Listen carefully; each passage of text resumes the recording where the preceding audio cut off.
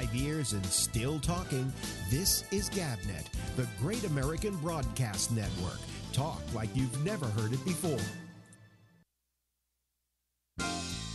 We're GabNet, and we've got you covered live 5 nights a week. First Tuesday through Friday at 9:30 Eastern, it's The Exchange. Let's capture, who are all these people who are watching these cooking shows? And they're stoners, right? So I'm wondering, is this a program that Netflix has absorbed? I don't know, what is the purpose of Netflix making a 14-minute show? Now, aside from those two interesting facts about this show, the show is fucking terrible. Do not watch this show. It fucking sucks. Tuesday through Friday at 10 Eastern. Join Alex Bennett on the Ramble. Say goodbye to the unions. Renee, what was the decision? And then we'll go to Patrick. It doesn't matter. Just say goodbye to the unions. No. But I'm not asking you that. I'm asking you what was in the decision yesterday. I'm going to look it up. Okay, let me look it up. Yeah, he'll go look it up at GlennBeck.com. Tuesday through Friday at midnight, The Intersection. Most high school boys, what have we got on our mind? Sex and girls and sex and sex and sex. And booze and drugs. Yeah, the Asian guys I knew in high school, I don't know, I'm sure they thought that way, but perhaps they were more disciplined about it.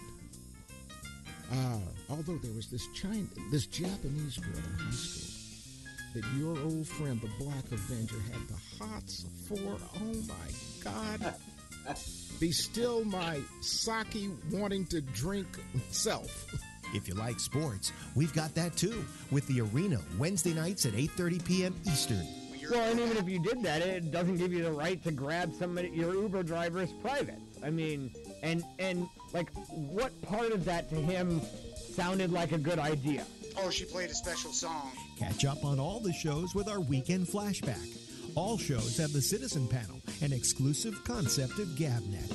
It's new, it's daring, it's talk like you've never heard it before. Ladies and gentlemen, the history of talk radio. Political opinions have been a staple of radio since the early 1920s. Talk radio as a listener participation format has existed since at least the mid-1940s. WMCA New York's Barry Gray was bored with playing music and put a telephone receiver up to his microphone to talk with band leader Woody Herman.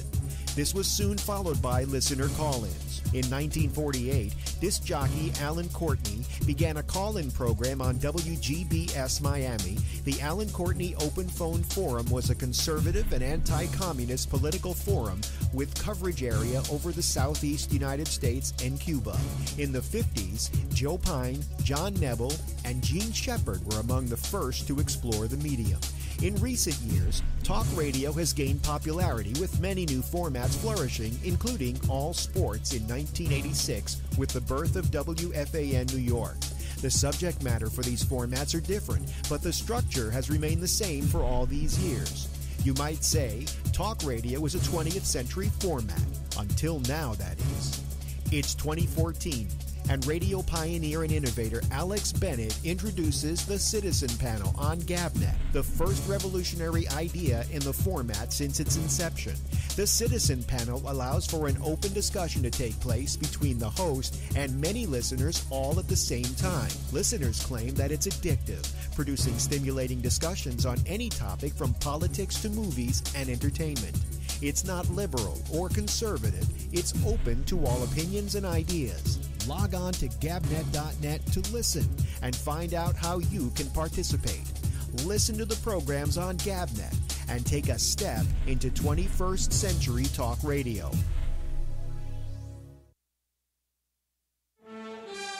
5 years and still talking. This is GabNet, the Great American Broadcast Network. Talk like you've never heard it before.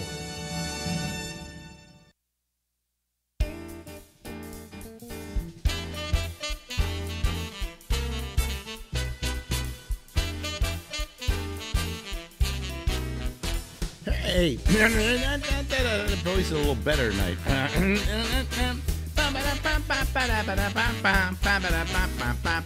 Hey, this is Alex, and this is the Ramble, and we go from now until midnight on the East Coast of the United States. And, every now and then we go out and we talk to some of our really, really good old friends, like this guy. Let's see. Okay, everybody. I'm a little hoarse today because of my my cold and stuff like that causing me to have laryngitis. But what the hell? Let's call out to our old friend, Stephen Pearl.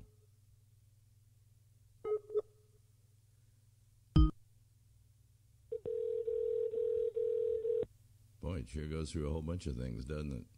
I told you to never call me when there's a family affair marathon on. Sir, Bobby is OD'd in the bathroom, and Jody's looking into Mrs. Beasley's head for more drugs. What's up? I don't know what's up with you. Nothing, man. I sit here watching Family Affair because I lead a full life. Well, I have laryngitis today, as you can hear. Oh, I'm sorry. You got the Scott Muni thing going on there. Well, what's great is it's terrible for my speaking voice, but if I were a basso a contralto, I could You'd be good on a jazz station. But if I right now we're going to listen to here's how I test.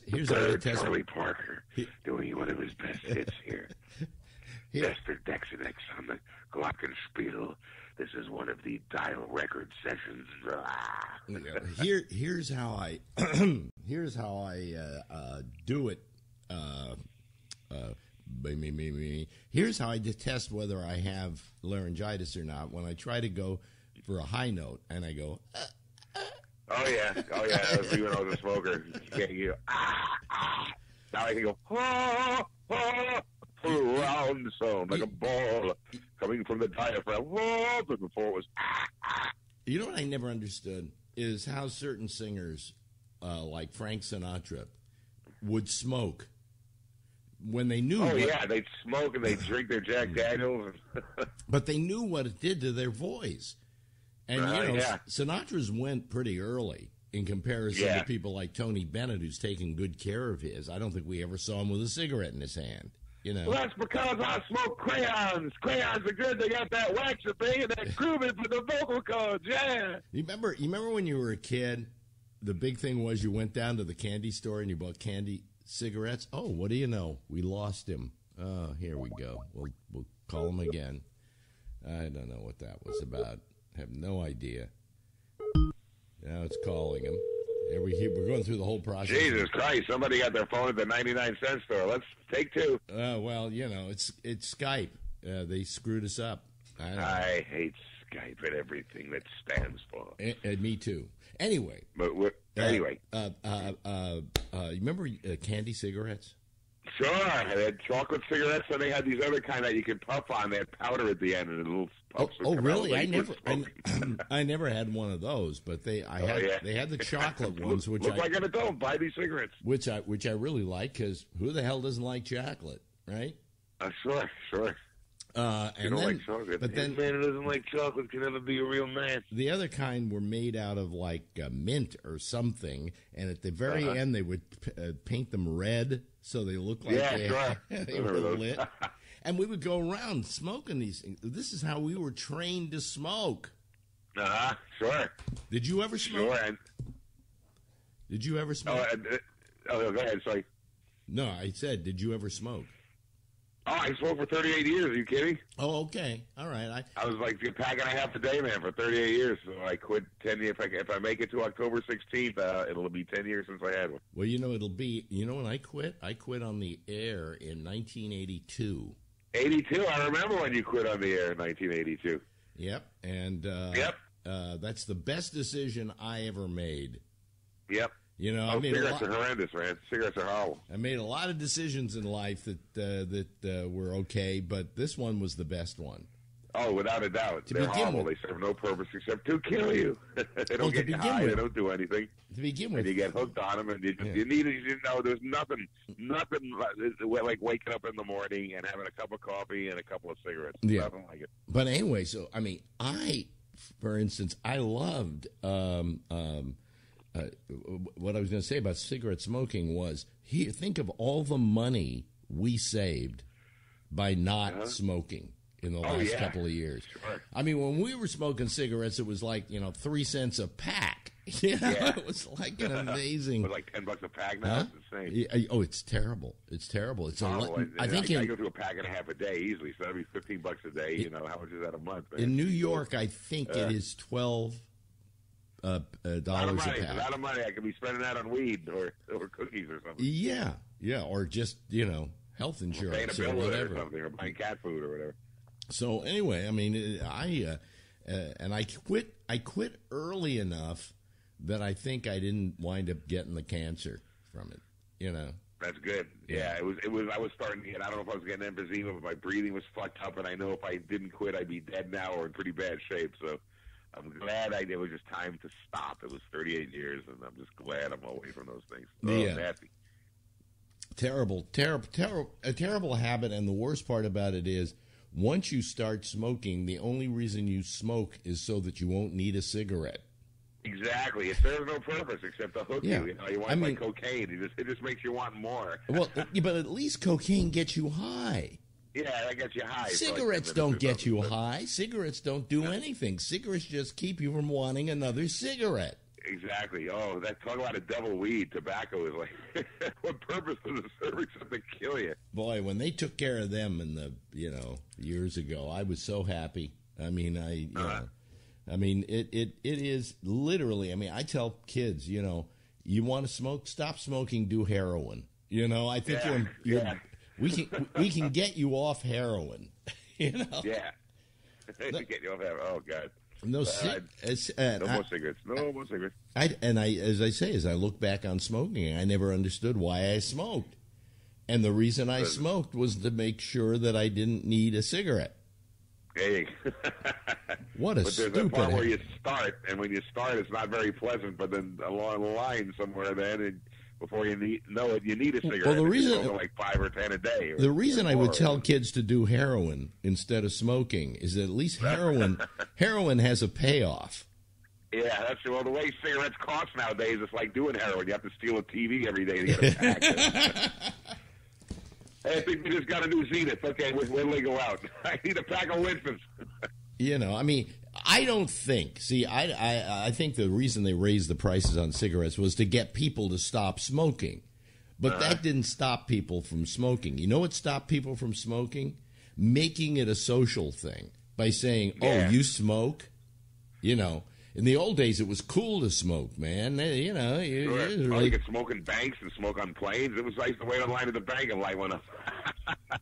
In a simpler time. I mean, I was watching. They just brought back the Twilight Zone, so they're showing these old, for promotion, these old videos of Rod Serling introducing the Twilight Zone, and he's always got a cigarette in his hand. Always got a cigarette. He's like Sammy Davis Jr. They always a cigarette in his hand. Yeah, that's why he died at 50. That's exactly why he died at 50. Yep. Smoking those cigarettes like crazy. They say he did 4 packs a day or something like that. Oh, God. Well, because he was... Picture, if you will, a Jewish writer who needs a carton a day to keep going. I used to light a carton at a time. Just put it in my mouth and light it. Of course, I wouldn't take it out of the box. Yeah, of course. But, I mean, it's amazing. It's just amazing. Yeah, everybody's slow. You look at I was watching like Andy Griffith shows and I Love Lucy shows, the old black and white ones, and they were sitting around lounging and Opie's in the room and Andy's smoking a cigarette. Was Andy smoking cigarettes on that show? There's a couple where Andy's smoking a cigarette. He's playing the guitar on the porch. He got a cigarette in his mouth. But I got to tell you, acceptable. And usually the sponsor of some of these shows was like Winston or Pell Mell or whatever. So. When we grew up, folks, smoking made you look cool. Oh, sure. I mean, that's why we started. You see the cool kids on the corner and cigarette dangling from their mouth. And, hey, man, that's cool. That's like, greaser cool. It was a great prop. Yep. Sure. Boy, do they fool us. Did you ever smoke on stage? Did I smoke on stage? Maybe late at night at, like, the Holy City Zoo if I went on, like, 1 in the morning just messing around. I don't think I ever did a set with a cigarette in my hand. Well, comedians we know who died, like Bill Hicks, I know, drank a lot, and smoked a lot. And for some reason, smoking and drinking can give you pancreatic cancer. Oh, really? Yeah, that's what he died of. That's horrible. Yeah, I know he was a smoker. I don't know if he was a heavy smoker. I guess he was. Oh, he was a heavy everything. Still, who knows, though, because if you die at that, you can still smoke and drink your brains out at that age. It doesn't hit you for another 10 or 20 years, but maybe he was just destined to have a short life here. Who knows? But it might have contributed. We'll never know. I hate Bill Hicks, and I hate him because he died. And I hate him because he died because he was so fucking good that we missed out on so much. Guy. God, he was just, it was very sad. Very sad when he died. If anybody listening to us has never heard of Bill Hicks, just go online, go to YouTube, type in Bill Hicks, and then watch what you get. You will just sit there and be amazed at how good this guy was, you know.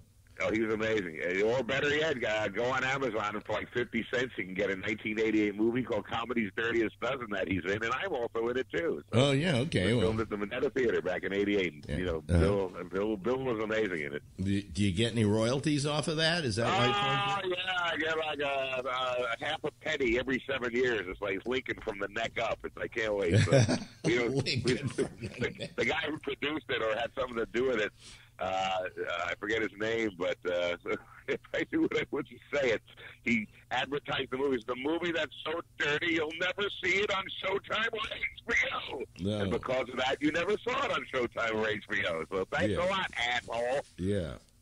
Well, so it was a good stand-up movie. So but we'll probably see. It was a long time. Bill's amazing in it. If I just Bill and Otto and George, the X-rated ventriloquist. Let me give him a 2. Whatever happened to Otto and George? Are they still around? Otto Peterson died 5 years ago. Very sad. So there's no more Otto and George. It was the dirty, the Dirty Dummy and, Act. Yeah, it was the Dirty Dummy. It's like Act. The Dirty Six now. So Dirty half a dozen now. So, but Bill's brilliant in everything he did, including that movie. And I'm just giving myself a plug because I'm in it. By the way, I should tell you, I don't know if you, I'm sure you knew him. Did you know Fred Reamer? The lawyer? No, I didn't. The lawyer?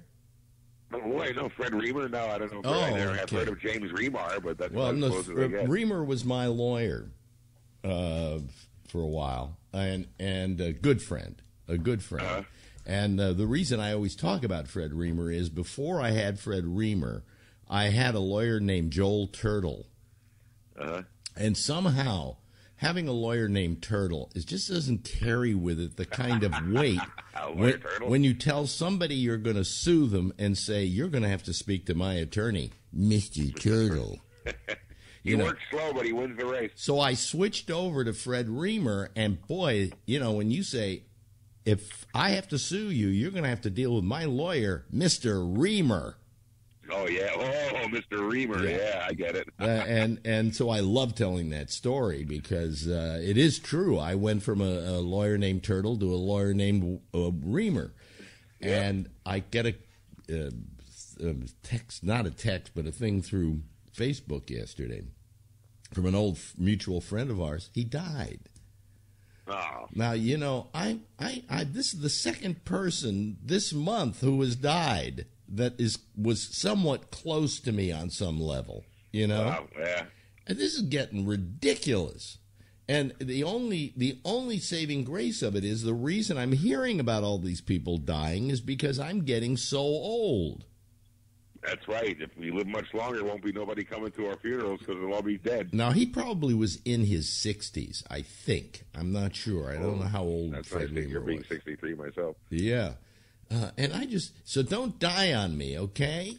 I'll try not to. I go to the gym every other day, and I don't smoke cigarettes, and I'm a good boy. But if the Reaper wants you, he's going to take you. So not much you can do. I could walk down the street, get hit by a falling piano. You know something? I don't care. I don't care if you go to the gym. I don't care if you do this and you do that. If your number's up, your number's up. Oh, sure. Yeah, sure. He could just be sitting at home and a runaway egg truck comes through the window. Well, anything can happen. Here was the thing so far I've lived 63 years. It's been pretty good. So whatever. Here's the thing. Happens. But here's the thing that also bothered me. He supposedly had a heart attack and died in his apartment, was there for 2 days before anybody found him. Oh, Lord. Now, that was the same thing. I had a friend, John Rockwell, who died about a month ago, And the same thing happened to him. He was in his apartment for 2 days before anybody found him. And God, thank God I'm married, because, I probably won't die alone, or if I die alone, the body will be found really fast. Yeah. It'll be rotting there for 3 weeks. Although, there was an actress from 50s movies, Yvette Vickers, who died a few years ago, and they found her a year after she died. She was in her house all mummified and everything. It was horrible. They said people, and realized after a year, hey, I haven't seen that old lady from that house there in a while. Yeah, where's she been? We haven't seen her for a while. Yeah. I haven't seen her provided in newspapers or chin high on her porch and everything. So it looked inside, and there she was. I haven't seen that old lady there that said she was in The Blob Goes West from '58. I don't know. But what the hell? You won't know it. You'll be dead. So what the fuck? Well, maybe you won't. Maybe. Excuse me. That's my cold acting up. There you go. Here, let me take a throat lozenge. Take your medicine. Take your Paracord. I take a lozenge, and that'll keep me from coughing. Take a lozenge. Send for the Smith Brothers. Lozenge. That's a Jerry Lewis word. Lozenge. That's right. The Smith Brothers. Anyway, I think that I'm afraid that what happens when you die, you don't really die. You're kind of hovering over your body, looking down at it. And that would be fun, especially if you're machete to death. And then when nobody's coming by and the cat is starting to nibble on you, you kind of go, well, wait a minute, hold on, I don't want, So. Yeah, well, I have 3 cats, so they'll probably devour me pretty quickly. So I don't worry about that. They'll find the spine. Just a spine. It looks like Pearl's spine. Well, I have no friends. Okay, I admit it. I have no friends. I have one friend. He who has no friends doesn't have to do any favors. I have one friend. His name is Shecky. He lives out in Queens. Okay, he's my best friend. He's my only best friend. Yeah. I mean, and I don't say best friend easily. People go, oh, and I have this best friend, Susan. Yeah, sure. And you say, well, when did you see her last? And you say 5 years ago. That's not a good friend. Okay. Exactly. A good friend is somebody you talk to on a rather constant basis. And so Shecky is my last good friend. My other 2 dropped dead. All right? And I'm thinking, he lives out in Queens. He's not going to fucking find my body. And we talk to each other once every week or 2 weeks. And so he's not going to say, hey, Alex hasn't called lately. So I could be sitting here rotting away. If I wasn't married, my wife would come home and go, oh, my God, Alex is dead. Hey. So, it's nice to know, however, that's, yep. I have this great fear of death, so let's not talk about it. Yeah, I'm not afraid of being dead. I'm afraid of when we get a heart attack or just not crazy about that happening. But hopefully it'll be quick. I think I'm like Bing Crosby, and I'm dead before I hit the ground. Yeah, well, Bing Crosby. But why is it? You would think. Okay, that if there was a God, which I don't believe in because of several different reasons. Number one, that he invented the prostate and put it where it is. He wants to fuck with you. Yeah, because, anybody who's even in civil engineering would say, oh, well, you don't run the urethra through the prostate, which grows large as you get older and cuts off the flow of the urine. You put the prostate to the side of the urinary canal. Anyway. Yeah. If there was a God, he would have taken care of that. Okay. Yeah. Well, he was. And the other part of this God thing is, why is it that Bing Crosby was on a golf course in Spain, I believe, and he was playing a round of golf and literally, one of those widowmakers, just dropped to the ground and was dead. All right. Yep, there you go. Now that's great. And his last words are, "It was a great game." What better last words can you have? Well, they say he played a great game that day. Here's the thing. If there were a God, wouldn't Bing Crosby have died slowly because he was such a miserable human being? Yeah, well, to his kids, if you were a friend of his, hey, let me buy a drink, pal. Terrible to his kids. Was in many ways a miserable human being. All his life, and so consequently, wouldn't you think that kind of guy, God would go, "You're going slowly, pal. We're giving you we're giving you pancreatic cancer." Okay. Well, I think God loved the song Jimmy Valentine, so he gave Big Easy Demise. Remember what he used to call one of his sons? Oh, Bucket Butt. Was it Bucket Butt or was it Bubble Butt? The ball, Bucket Butt. Was it Bucket Butt or was it Bubble Butt? Bubble Butt or Bucket Butt or Satchel Ass. Give him a big part of Adam 12. He'll leave me the fuck alone. If you ever get a chance, there's a great, if you get like the PBS app on your TV or whatever, PBS ran a documentary on Bing Crosby. Uh-huh. And did his whole life, and you really realize what a great performer he was. How great he was. I mean, he was. Oh, sure. He was the most well-known person probably in the world at one point. Oh, singer, and then he did all his movies with Bob Hope. Singing, he was good at everything. Okay, now it goes through his whole life, and he was in the beginning this absolute player. I mean, Whiteman cut him out of a movie because he kept showing up. He wound up in jail one day for drunk driving. He had no sense of responsibility at all in the early days. And then one day he did find him in the street, passed out drunk. One day he did get, he did come around, and he had a career for himself. But I mean, the guy was just you watch the history of the guy, and it's surprising he ever made it, or that he lived. Oh, yeah. Because he was living so wildly in those early years. Sure, I got tired of barfing my brains out on Burbank Boulevard. Yeah. So I went to school with a girl by the name of Myrna Rinker. And I remember Myrna. I can even see her in my face right now. When I was a kid, high school, Myrna Rinker. And my father told me about Myrna Rinker's dad. And her dad was Al Rinker of Rinker, Barris, and Crosby, the Rhythm Boys. Ah, the Rhythm Boys. Yeah. Happy feet. I got those happy feet. I got that low-down beat. That keeps me going. That's a great song. It's Paul Whiteman. Sure. Go listen to it, folks. Anyway, Paul Whiteman, the orchestra, sure. That was It was Rinker, Barris, and Crosby. Wow. And they for a couple of years were a group, and then he just spun off and went on his own. So I went to school with Myrna Rinker.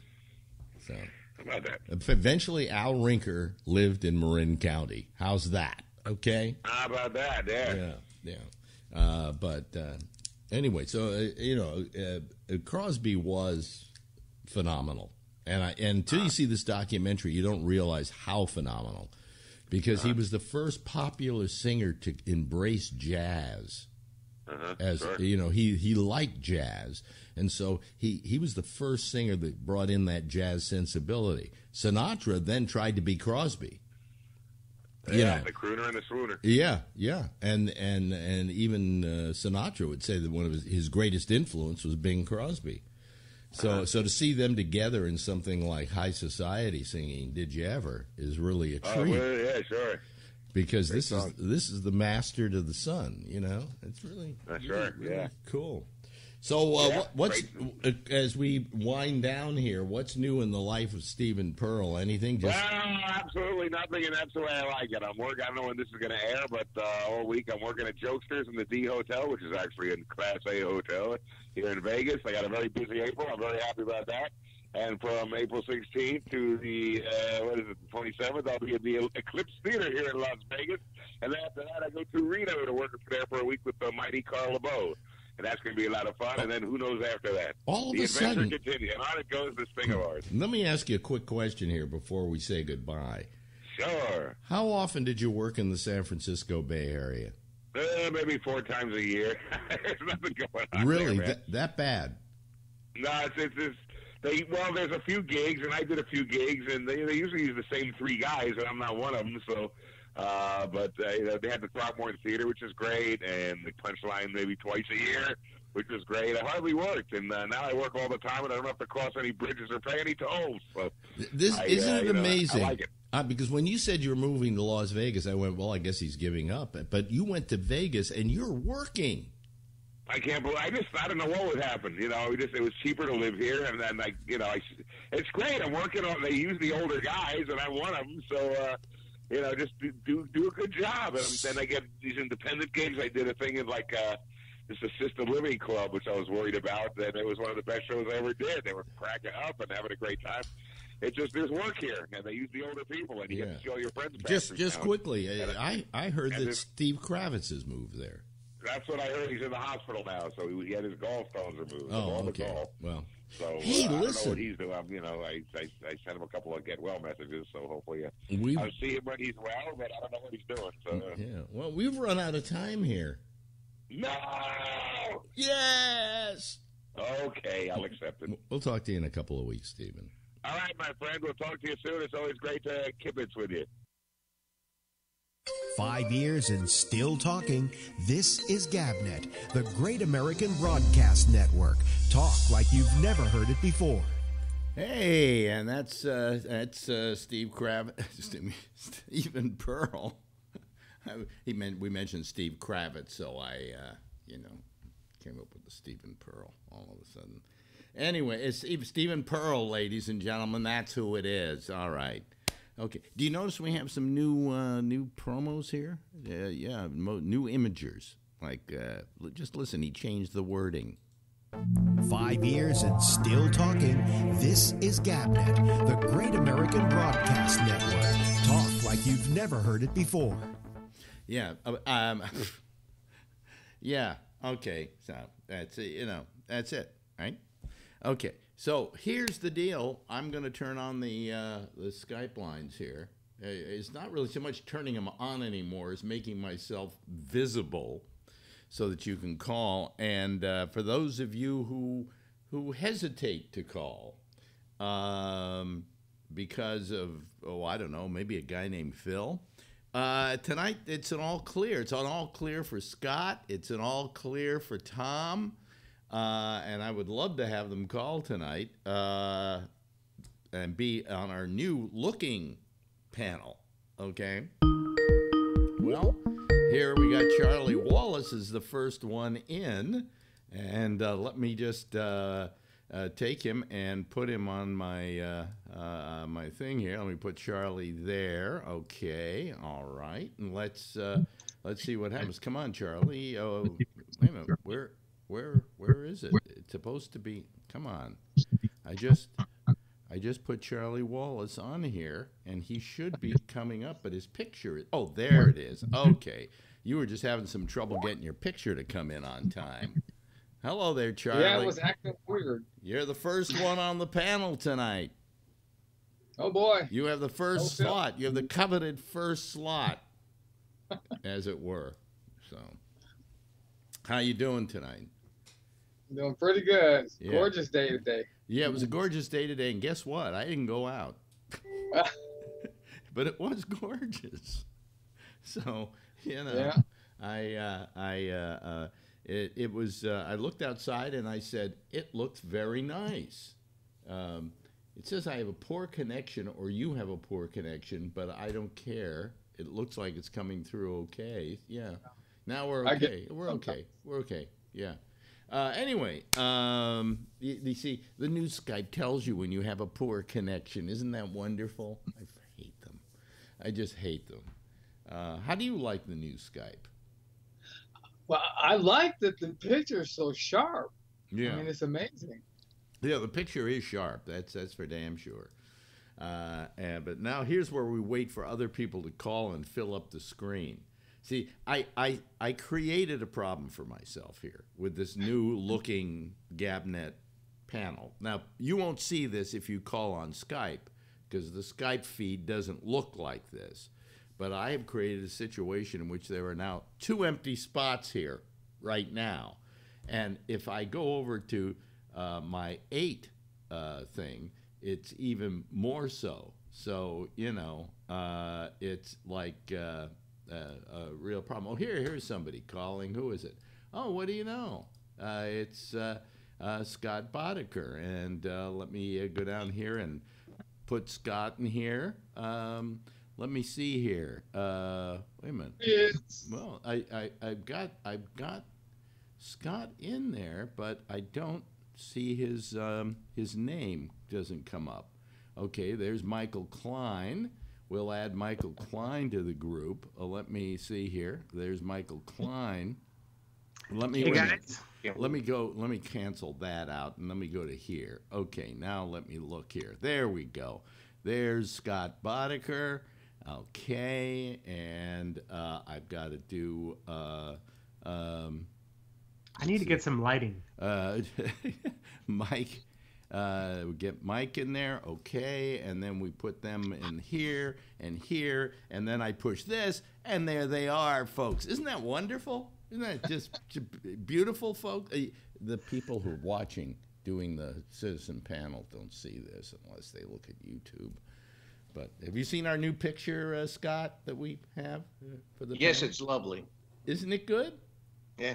What do you mean? It's yeah, come on, sound more enthusiastic. Yeah, it's lovely. Well, yeah. Somebody was making fun of the backdrop you had on there, the blue back. But I think it's lovely. What's wrong with the backdrop? I don't know. It's great. I stole it from some. Cat thing was making fun of it. I thought. Who? So. Who was? Yesterday or Monday or what is today? Wednesday? Oh, these are people who chat behind my back. Is that? Oh yeah. We say nasty things about you all the time. Yeah. You didn't like the looks of the thing, and let me see here. I forget your name. I'm terrible. Mike. Thank you, Mike. I'm sorry. See, I don't. My problem is I don't have names anymore to be able to see who they are. Actually, I can do it. Yeah, I can do it by looking at Skype. Yeah, Michael Klein. Yeah. How you doing, Mike? I'm doing good. Yeah. Getting ready for a trip to NAB, which I know you've been there before. Years ago, I used to go to NAB with first with sometimes New Tech, but later on with Play Incorporated, and we would just hang there at NAB and show our stuff. And did you hear that New Tech got purchased? What? Yes, New Tech is now owned by a company called Vizrt or VizRT. Really? It just happened last week. How much did they pay for it? Did they say? I did not see that info. But so Kiki now belongs to a big corporation. A big corporation. Well, you see, the thing is, I'm using now to get these pictures on here a thing called NDI. Yeah. Which is a New Tech product. Well, this is why Vizrt bought New Tech, is for the video over IP. Yeah, the NDI. Yeah. And I don't exactly understand what the video over IP is, but I'll accept it. Okay. Well, it's NDI. NDI is video over IP. It's sending video over an IP address. Well, this is the way in which we're able to take every individual caller and control them on the screen, and it's a New Tech product. And last night, in honor of that, I wore one of my New Tech T-shirts from their Christmas party like 20 years ago. And but I'm sorry that they got bought up by somebody, because this is a free product, and they're probably going to try and start charging for it. You know, I hope not. How can we charge for this damn thing? You know, so who knows? No, I use NDI too when I was doing my podcasting. Yeah. So anyway, so I noticed is my video stuttering a little bit of me moving around? Full motion. Full motion, really on the return. I don't know. I'm talking about YouTube. It seems to be. Yeah, there's a little stuttering in the YouTube world. Yeah, I don't understand. Actually, I'm frozen on YouTube. Well, this is not YouTube. This is. Oh wait, what I'm talking about. I'm looking at the YouTube feed, but it's delayed. So. Well, I don't care. I don't care anymore. I give up. I don't care. Fine. It's fine. Well, this is the one going out on YouTube. I mean, going out on YouTube. Are you looking at the one on YouTube? I'm looking at YouTube. It's beautiful. And except bigger than the rest of us. I don't like that. Am I smooth enough? At least do I seem to be? You are so smooth. You're so smooth. You should be black. You're so smooth. Well, anyway. So let's talk about these subpoenas. Oh yeah, let's talk about the subpoenas. Yeah. So are they now that Phil's not here? Yeah. Yeah. I'm wondering if they're going to be able to get him to give up the stuff early, or whether he'll just keep stalling. Well, he'll put up a fight. He'll put up a fight, and then it'll be the middle of April, and then everything will be fine. You know. But I'm really upset that he wants to wait till 2020 for his health care. Mm-hmm. Our health care needs to be fixed now. Well, he's waiting for 2020 for the health care because he was told by Mitch McConnell, we're not going through that whole health care thing again, you know. Plus, no, they get crucified in 2020. Yeah, well, it's the one thing that can make him look terrible, you know.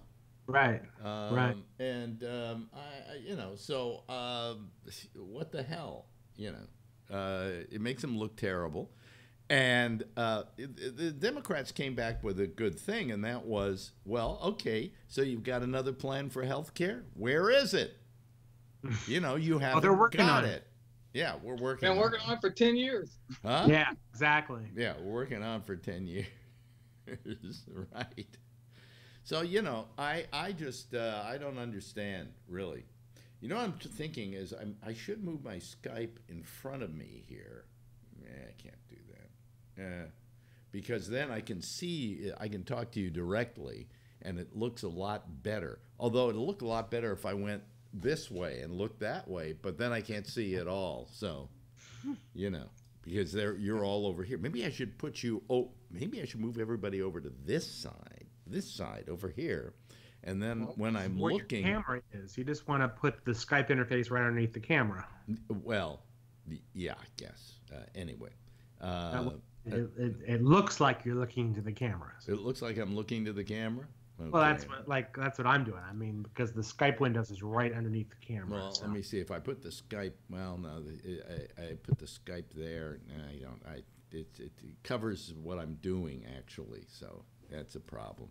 This is all something, folks, that we're trying to get used to. It's a whole new thing we're doing. So, anyway, where was I? So we're going with the subpoena thing. I think he's just going to stall on the subpoena thing, and then finally April 15th, he'll give them the subpoena, and they'll go, "Oh, it's nice to see your subpoenas. Your subpoena." Subpoena. That's a huge subpoenas you got there. That's I got the largest. Yeah, well, I hear it's a mushroom subpoena, but you know. But I mean, how long can he legally stall a subpoena? Well, I think he can. You know, he can go to court and say, "I don't want to give it up yet," and he can play a bunch of legal games, which could take a couple of weeks, and then he's got. It's time that he's going to turn it over anyway, but he's going to turn it over redacted. And what they wanted is unredacted. Okay. But it's been proven that he no longer is under an audit, right? So that's a BS thing. Yeah. It was BS to start with. I mean, there's nothing in being audited that says you can't release your tax return. Exactly. So what's stopping him? What legal grounds do he have to not give it up? You heard today's news, right, about the chairman of the Ways and Means Committee? Mm-hmm. No. What? He wrote a letter to the IRS requesting 6 years of Trump's taxes, and they have to give it to him by law from a 1924 law as a result of the Teapot Dome stuff. My question is, why do you think that Trump doesn't want you to see his taxes? Why would you think? I'm thinking it's not because there's anything illegal in them. I'm thinking it's because, and this is a very simple reason, he doesn't want you to know that he doesn't have any real money. Right.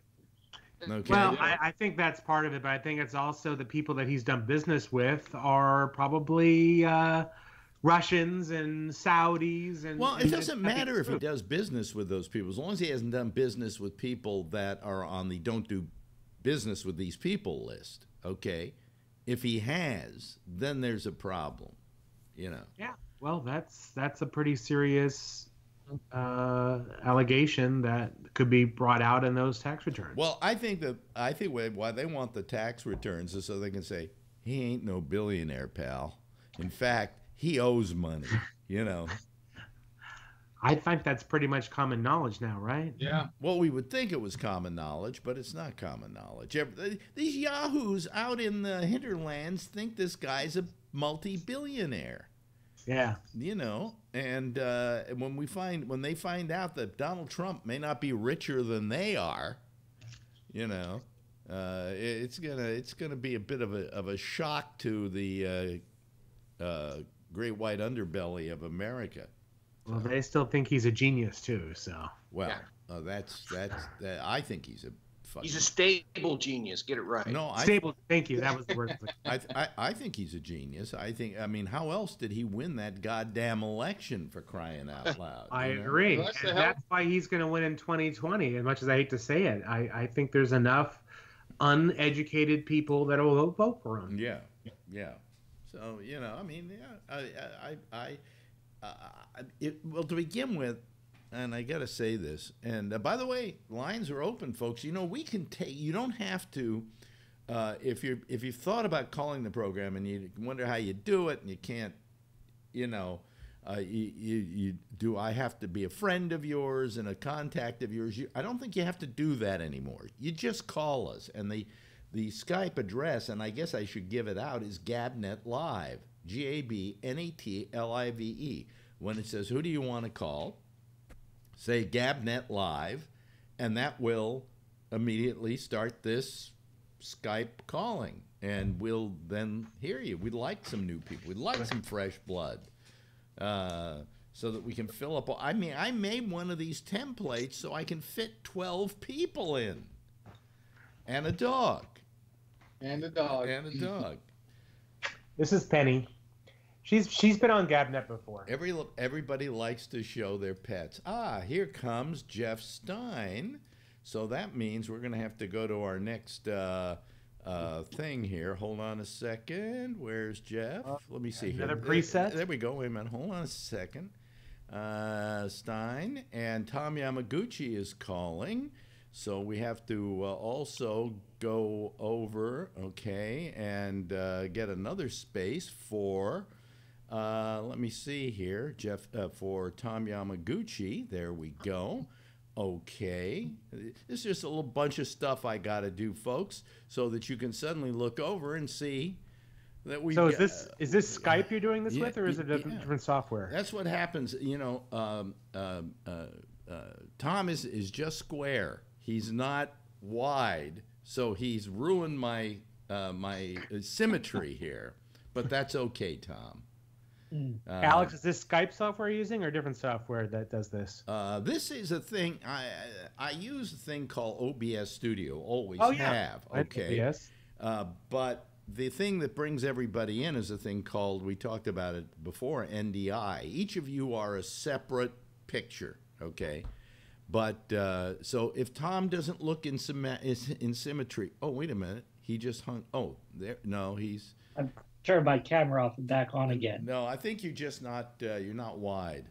Is what I'm the not problem wide. is. Yeah, yeah. Wait a minute. Wait a minute. Hold on a second. What's the problem I've got here? Wait a minute. Hold on a second.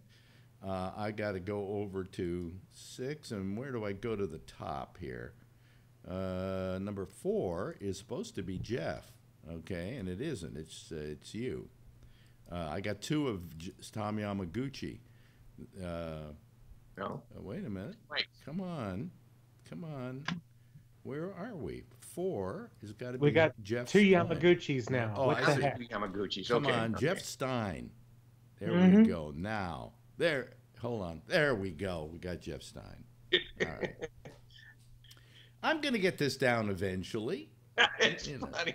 But we had 2 Tom Yamaguchis there for a while, and I think that was good. You know, that can't hurt.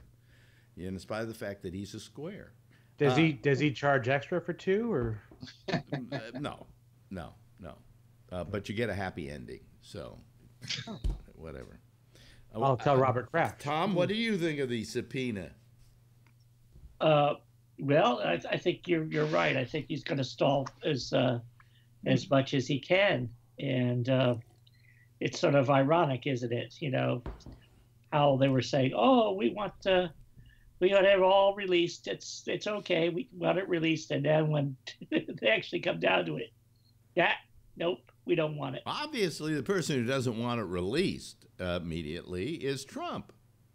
Yeah. But otherwise, Trump could just say to his attorney general, release the whole damn thing. The hell with it, you know? Sure. You know, I want you to do that. And they aren't. So. What the hell, you know? It's not. It's terrible. It's just terrible. But what are we going to do about it? You know. So let them play their little games, and you know, we're living in a banana republic now, and who cares? You know. Well, I care. You care, yeah. I care. You know, I refuse to accept. I refuse to accept this as normal. I've been thinking. Do you remember the movie Bulworth? Yeah. Sometimes I'm thinking that so much of what's going on is like Bulworth. I mean, it's like they're I mean, this person is a raving lunatic, and they're trying to pretend that there's nothing wrong. Right. Everything is okay. Everything is normal. You know, and it's not. Yeah. The emperor has no clothes. Right. How is it possible to get cancer from the sound of a windmill? Or wind? No one's explained that to me. I missed that one. What was that about? I think we have to watch Alex Jones to get that. Look who just joined us, ladies and gentlemen. Why don't you move your camera just a little bit so that we get your full face in the picture, Tony? Can't you see your face there? There we go. That looks better. Nice. Yeah, that better. That's good. That's fine. Here's the question. You know, everybody's saying, well, it looks like Trump's going to win the next election. I don't. Well, I mean, I'd like to think that America's not that stupid and that somehow, you know, we'll get around these electoral college stuff and we'll play the game right out there. But my question is this. Who can beat Trump?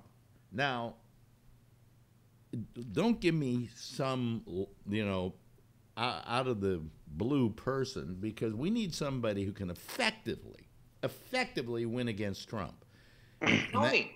What? I vote for Biden. You vote for Biden. Really? Okay, I don't know that I agree with you. I mean, I know you like Biden, right? I think a lot of people like Biden. I like Biden, and I like his moxie. Okay.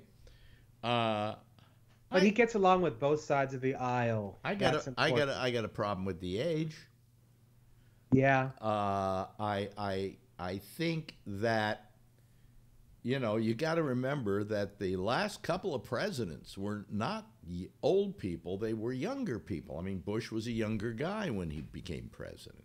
Right. And, of course, Obama was a child by comparison to most presidents. And I think that's the way the world is going. So you think young blood is going to... I think some young blood or somebody who's really good. I mean, Obama was really good, but nobody knew much about him in the beginning. Mm-hmm. So they had to learn about this guy, and they paid attention to him because he was fresh blood, you know? So he became, and then he spoke well, he looked great, he had a lovely family, he had all the things you needed to be a stealth candidate, and I think that's why he won.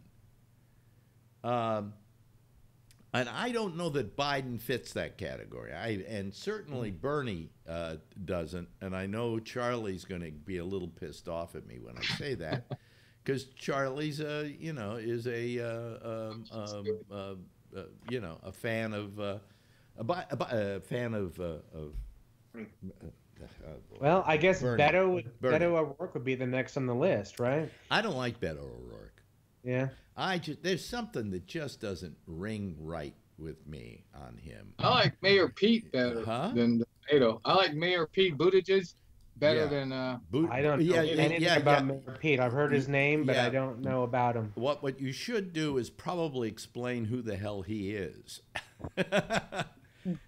because let me see here. I gotta get somebody else in here. Hold on a second, because Patrick is in the house. Joined by Patrick Blazik, and let me see here. What name does he use? Darth.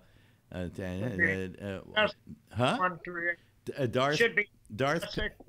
No, it's Darth Pat, I think, is what it is. Yeah, I think that's what it is. There it is. Boba Fett. And if I just do this, you'll see that Patrick is there. Okay, we're starting to fill up our next pattern here. So, hello, Patrick. Hello. Yeah. Let me ask you this about Biden. As long as we were talking about Biden, what do you think about what they're doing to him right now? I just had a conversation with somebody on Facebook about it. Mm-hmm. What they're doing to him make me believe more in how Vice President Pence conducts himself by not having dinner with women without the vice president.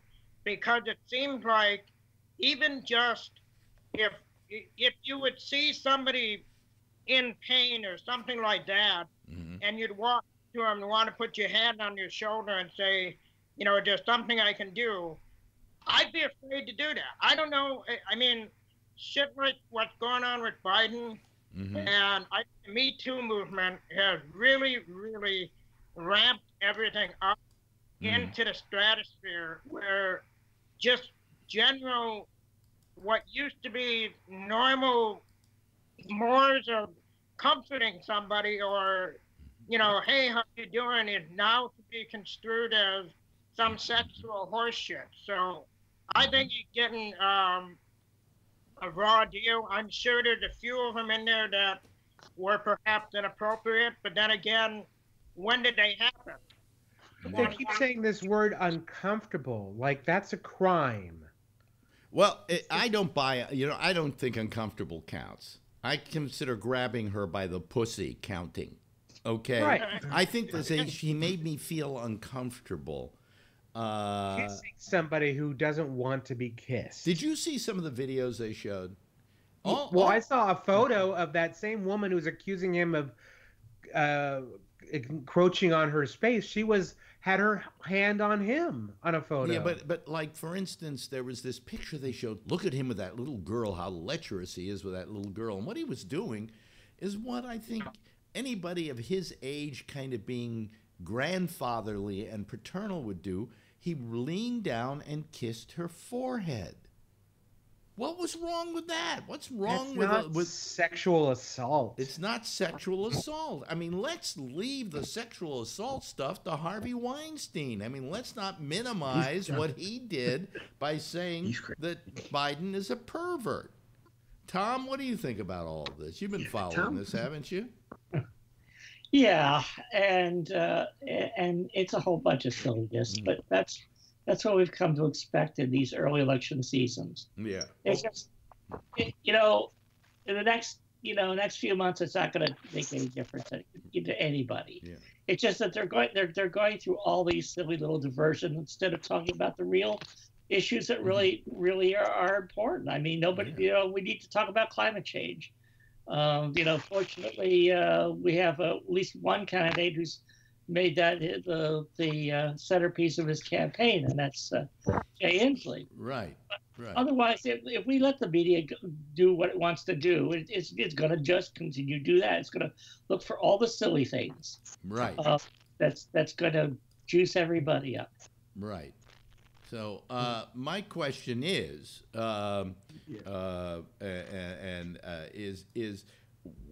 who do you think was responsible for getting this whole thing going? About Biden? Yeah, go ahead. Oh, by the way, let me say to everybody who's on the panel, if you want to see one of the other people talking that's in the bubble when they're talking, you can just take them and drag them down into the picture, and they will show up there. I don't know why they only give you a choice of 4. Yeah, I know. That's why I'm glad I have 8 on the screen right now, including Vernon Nunn, who has joined us. Thank you, Vernon.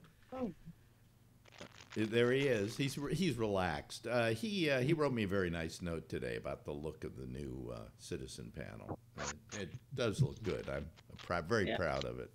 Anyway, as you were saying, what I was saying, yeah. Who do you think? Somebody's responsible. What? What's alarming to me is two of the women that came forward, I believe, Tom might be able to verify this, were Democrats. Do you think the Democrats are trying to concoct this whole thing to get him out of the picture? Patrick, you got your hand up. Do you have a suspect? Yeah, I think it's Bernie supporters that are they're trying to clear the field for him. And I will say this, and I think Jack Bishop would support my what I'm going to say. This is war. This is how it is. And if you're going to play dirty, even within the party, that's the way it is. So the Republicans did the same thing, and we ended up with that clown Trump. Yeah. So you're going to end up with some idiot too. If you guys don't watch what you're doing and how you're playing, but this is politics. Yeah. How do you think it's Bernie? Charlie, defend Bernie. I mean, defend Bernie. I mean, he can't control what somebody out in New Mexico is going to say. Well, she's not even on his staff. She's just somebody that there's a Bernie supporter that decides to come out and say this. Do you think Bernie could have anything to do with it? No, I don't think Bernie had anything to do with it. I think it's been proven that Bernie has no control over the Democratic Party. It's true, yeah, but they pushed him out. Yeah.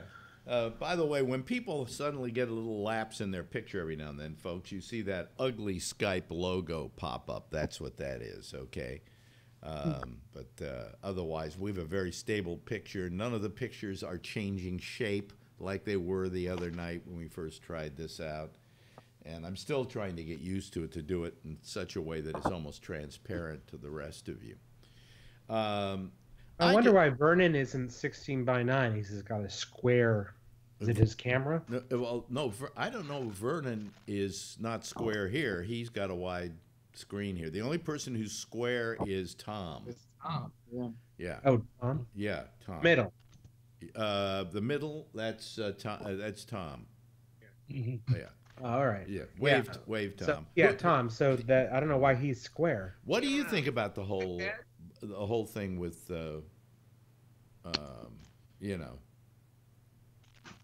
calling him a pervert? We call him a pervert. What's his name? God damn it! My mind is just so bad today. Who called him a pervert? Well, they keep saying that they felt uncomfortable with him doing whatever to him. Invading their space. Invading their space. Yeah. Okay. I'm gonna go stand next to Trump. Yeah, I feel he's been invading my space for the last couple of years. Let me see here. Kevin Stopper. Where is Kevin? There's his name. Okay, there we go.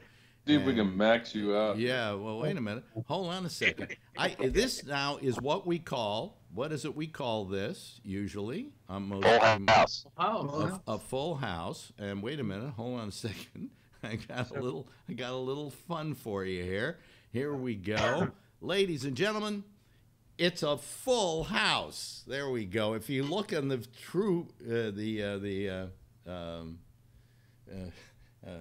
YouTube. In about 30 seconds. We have a picture of a full house. So that was what we did. Oh, Man, my mind is mush today. Cool. Yeah. There it is, yeah. So you can shove more in there, can't you? You know what I don't like about Beto O'Rourke? Kevin's here. They were asking Beto O'Rourke about this today. And he said, well, I respect women who come forward on this kind of thing. Of course he would.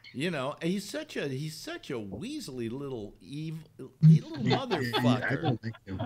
Huh? He's Donny Osmond, I call him, Alex. Yeah. Mr. Perfect. Mr. Perfect. Mr. Perfect. Skeezy Osmond. Yes, Patrick. you guys are experiencing what we did on our side. I mean, we had weasels on our side trying to talk shit about other ones and defend, and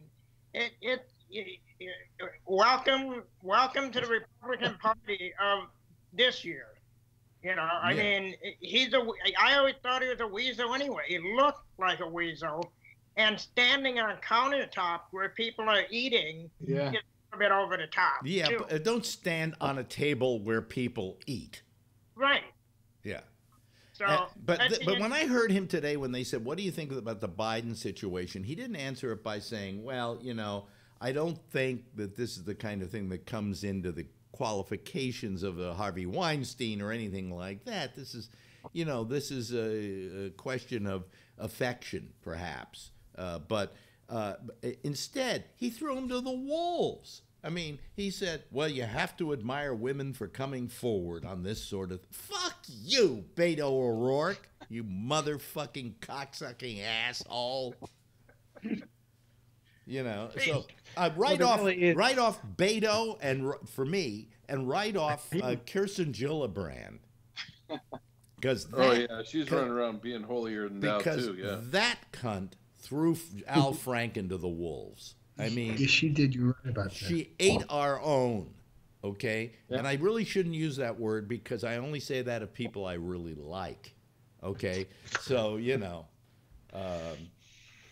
Tell us what you really think, Alan. That's what I really think. That's what I really. Well, didn't you find that what she did to Al Franken was a little, you know, a little screwed up? And Franken, I think what he did. Franken's a pussy. No, I don't think Franken was a pussy at all. Yes, he was. He should have fought it. No, he wasn't a pussy. He wasn't a pussy. He was doing the one thing I think he felt he had to do, and that was say, "Fuck it, I don't need this shit." Okay, yep. You know, am I right, Kevin? You agree? I believe so, because in that whole thing, you knew that stuff was old. It was set up. It was a typical comedy setup type thing. Yeah, and it wasn't what the other shit was. And he said, "I'm not going to go through all this bullshit," and said, "Fine, have your way, bitch," and left. Right. Right. You know, it wasn't like all the other shit. Wait a minute, did we lose somebody? I think. Oh no, what the heck is that? I don't know. Vernon sent something. Did you send something, Vernon? Vernon? Yeah, I was not looking to, but I did. Oh, okay. Well, yeah. What I tell people to do with the new Skype is don't touch anything. Okay. The only thing you should do is maybe move those bubbles down into the main frame so that you can see somebody who's talking. Although you can see that in that tiny little bubble, which somewhere over at Skype there are some, guys who write code jerking themselves off, saying, "Wow, look what we can do, circles." You know. Annoying motherfucker. I wish they had the dynamic view on there so that whoever's talking would pop up bigger. You know what? I wish they would give you if Skype is listening, if you want to do the right by everybody, what you do is give them a choice of the way they want to configure their screen. If they want everybody on the screen at the same time like in the old days, give them that option. It's up to them. Or if they want it this way so that they don't have as crowd. What happened? I just lost somebody's series screen. Oh, who did that? Who did that? Well, we're back again. No, we're not back again. You know what you can do, folks? I think you can move people down into the... Don't touch anything. Who did that? Who did it? You screwed me up. Whoever did that. I didn't. Oh, boy. I didn't do it. Let me see here. It's Charlie. Charlie did it. Wait a minute. Okay. Everybody just came back. It looks fine. No, everybody came back finally. Finally. What happened was somebody did something that forced this whole thing to go bazonkers. Yeah. Oh shit! I think Jeff left. Jeff left? Was it Jeff? No, it wasn't Maybe Jeff. Jeff again. Jeff, are you there? Jeff's there. No, he's frozen. He's frozen, and Jeff's here. again, we've got this. Okay. We got this problem with. What is this? Oh, this is really screwed. God damn you. I hate Skype. Oh. No, what it is I'm trying to get rid of, I'm trying to get these people. I'm looking at YouTube and everything looks good. No, but what's happening on screen is, as long as I keep this like that, 9 of 10 in the call, but the problem is this +4, and I don't want that. And let me move. Yeah, I'm not touching nothing because my iPad's all whacked. I'm trying to get 2 more people in there, and they're in there now, I guess. I've got no, they're 3 not. bubbles. One of them has a +2, and I can't see. How do you get the +2 to show you all the people in the +2? I don't know. I don't know. When I touch it's good on YouTube right now. Huh? No, but it isn't good on YouTube because what happens is it goes to a Skype logo, okay? It keeps for flickering. For those 2. This is really bullshit. I ain't touching nothing. Don't touch nothing. I can't see Patrick. All I see is his everyone logo hold their hands up. I don't want those +2 though up there. I don't like that. Hey, Kevin, I'll send you a nude picture of me through no private. How's that? You don't have a nude picture of anyone else, Patrick? What is the problem with this? Why 2, 3, 4. How can you 5, 6. Yeah, but how can you get the 2 people to be both people out there as a bubble? See, I can do it now. It's never been like that for me on the iPad, so I don't know. Once I get back up into my studio, I can see it, but there's more bubbles. But on the iPad, there's only been like 2 bubbles, and then a plus whoever else is over there. Actual Alex, size. are you talking on the Skype in general? You see a +2? Yeah. Yeah, Skype. Yeah. Well, go to that little gear thing right in the center of your screen, and you click on that, and you can go to something called Float. Float? Yeah. Well, now I don't have that. Or go to Window maybe, or okay, Window. Yeah. It's on Float, and now it's on Window. Did it disappear? No. The +2. I go Float, and it doesn't get rid of the +2. And as soon as if I hold my thing over +2, it'll show me the 2. You know. Oh boy. Well, I check it only out. get I was able to. +2 if my cursor's in the Skype box. If the cursor's out of the Skype box, I see all the pictures. Oh, really? There we go. Okay, thank you so much.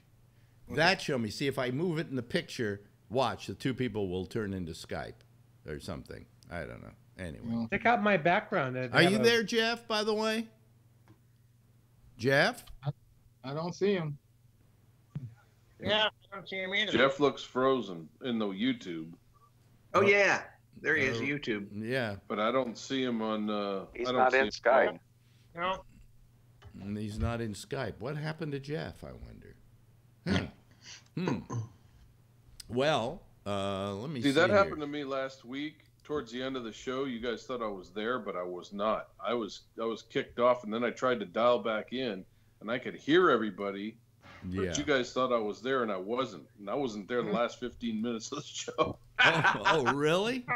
Yeah. And I kept trying to talk, and I couldn't, so I just bailed out, and I was frozen the last 10 minutes of the show, I think. Yeah. I think so. That owner of Jeff is like that. Is he there? Hello, Jeff. No, Jeff's not there anymore. So wait a minute. Let me put Kevin in that square. Kevin, come on. Where you guys see how I was able to blur my background in the settings? That's kind of cool. No, wait a minute. Kevin, stopper. There we go. Now I go okay, and it should. There we go, and I'll do that. Okay. So now Kevin's in Jeff's place. I'm learning how to do this, folks. Excuse me. You know. I don't know what. Alex, you see how I was able to blur my background? Oh, really? That's a setting on. Oh, excuse me. I actually have to go to the 8. There we go. All right. If you go to settings and then audio video settings, there's a checkbox to blur background. Oh, really? And look at that. That's pretty cool.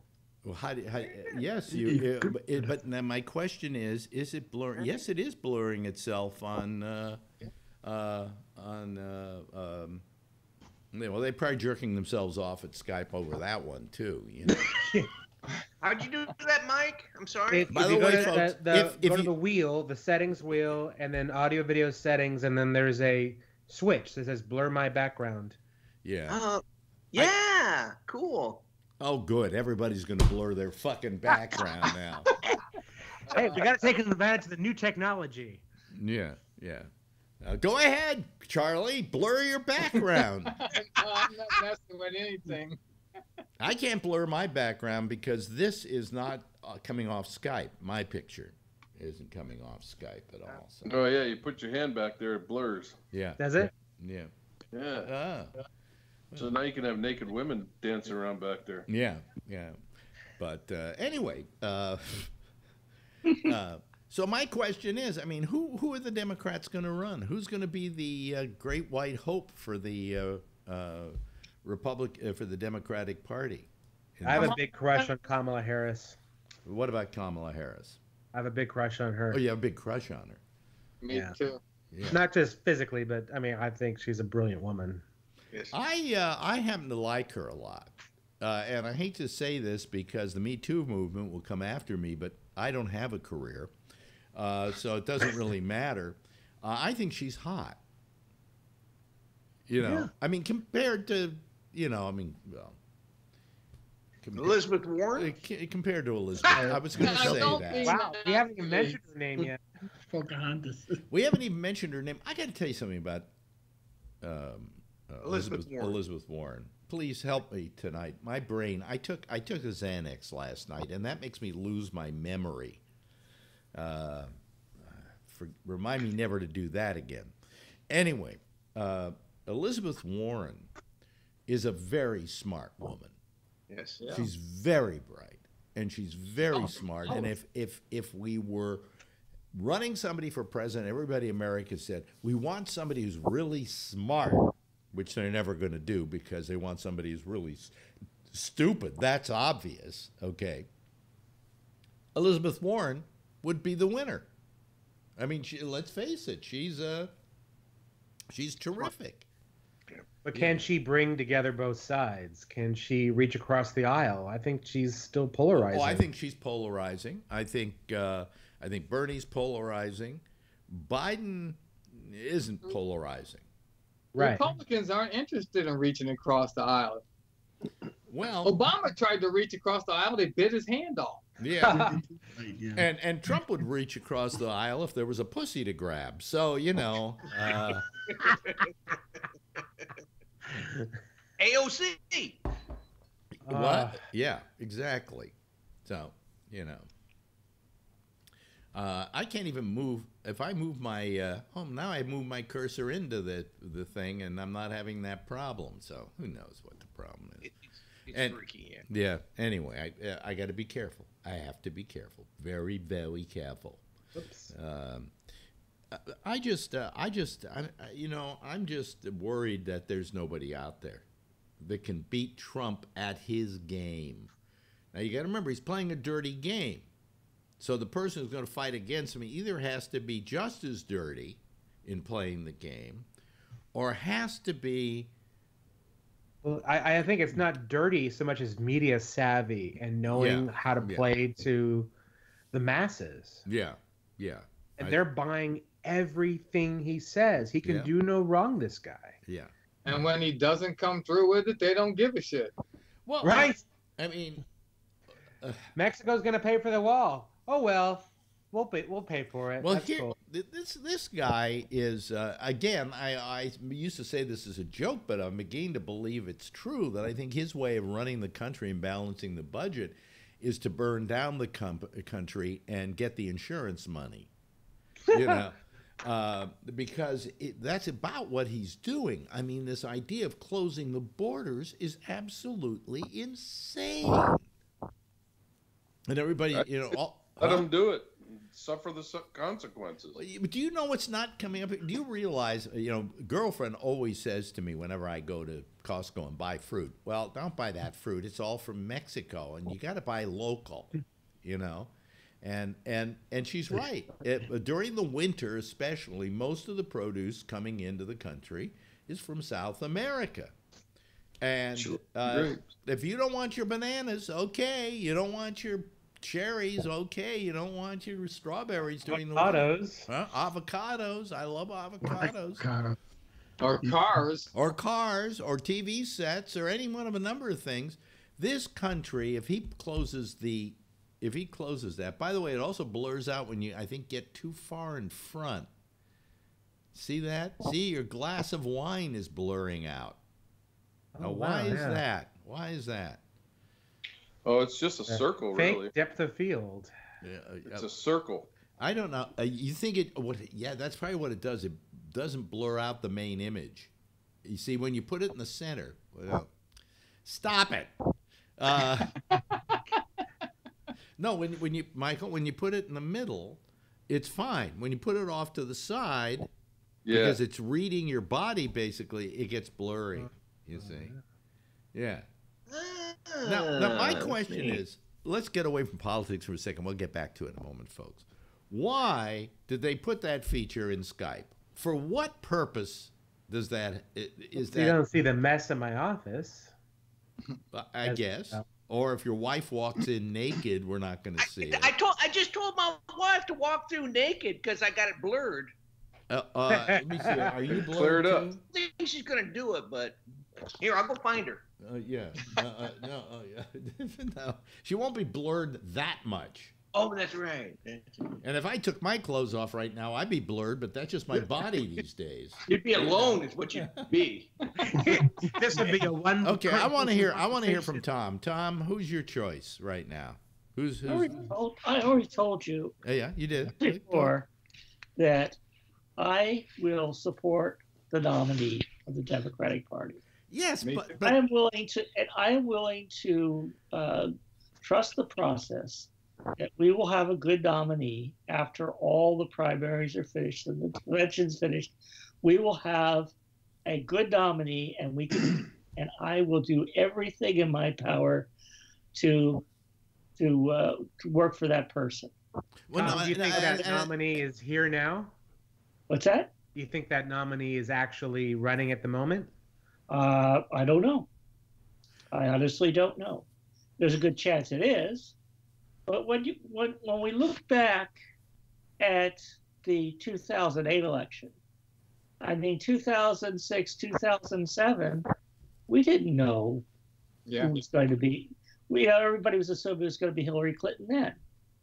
So why even waste our time trying to speculate so early in the process? Let the process play out, and then we'll go from there.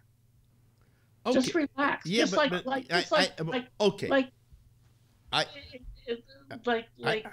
Pelosi say, just relax. I understand what you're saying, Tom. I understand what you're saying, and the fact is that we will all support, I guess, all the people here who are liberals, which is this whole panel tonight. Thank God. Patrick. Not Patrick. No, Patrick. Patrick. I forgot. Patrick is one of the assholes. Patrick.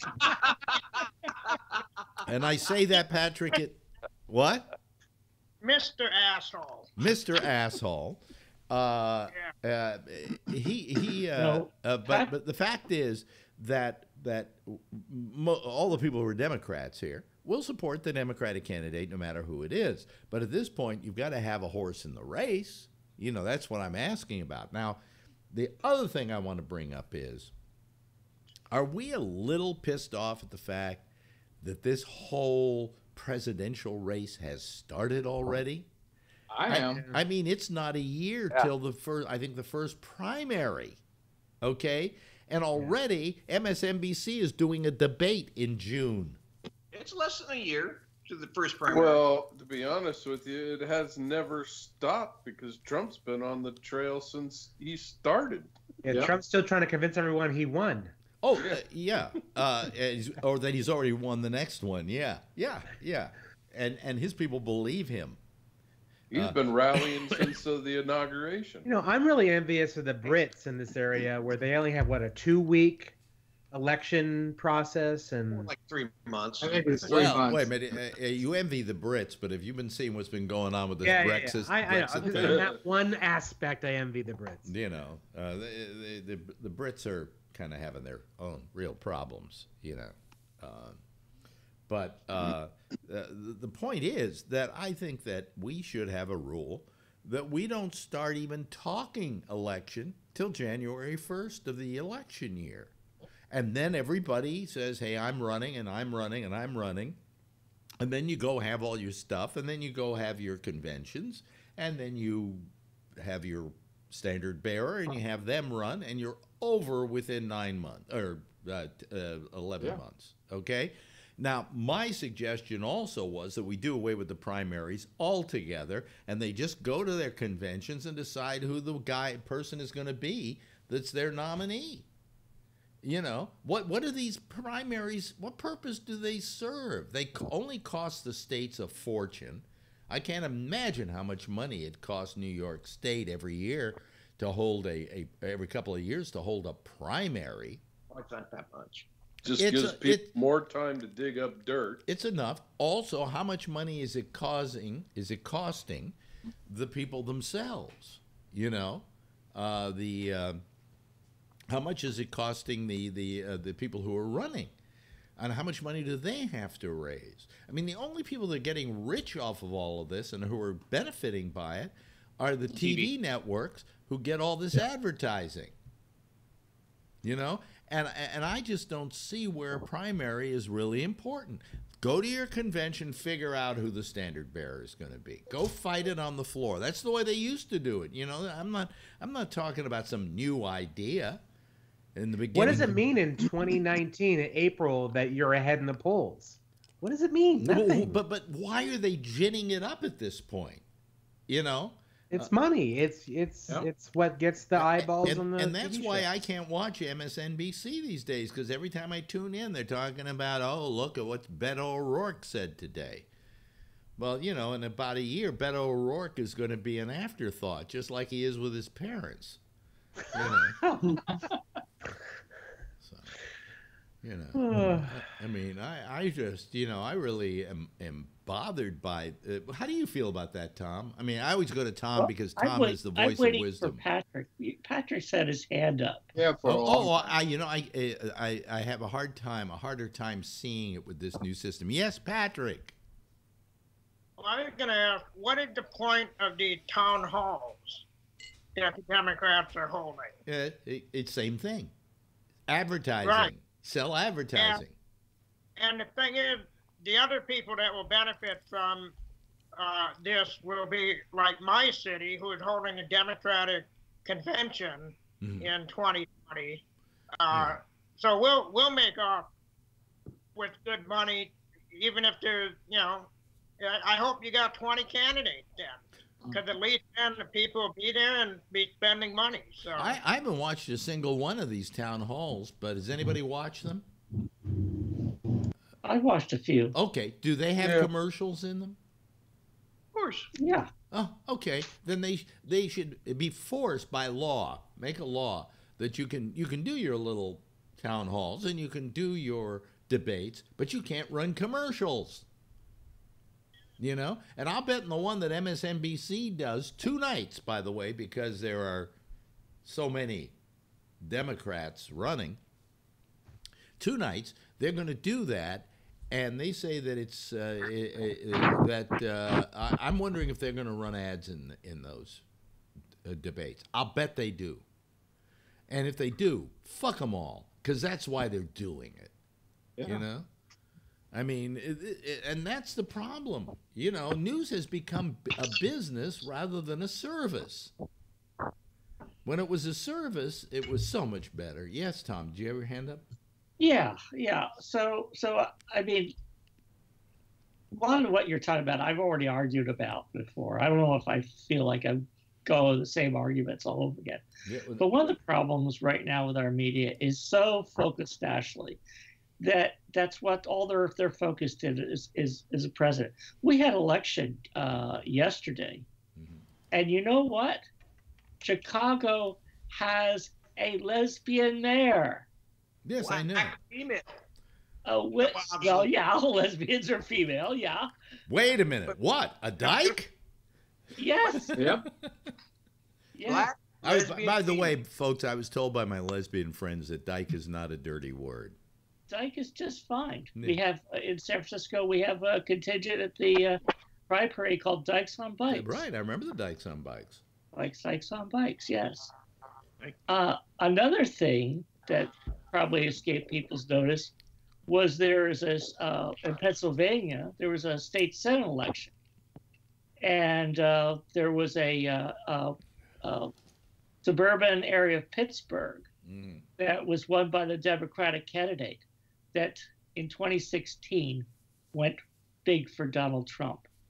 Oh, really? So these are the things that we should be looking at instead of the silliness that the media is giving us. Well, I don't know that the Chicago win is a precursor of anything with the election, because I believe she was a liberal, right?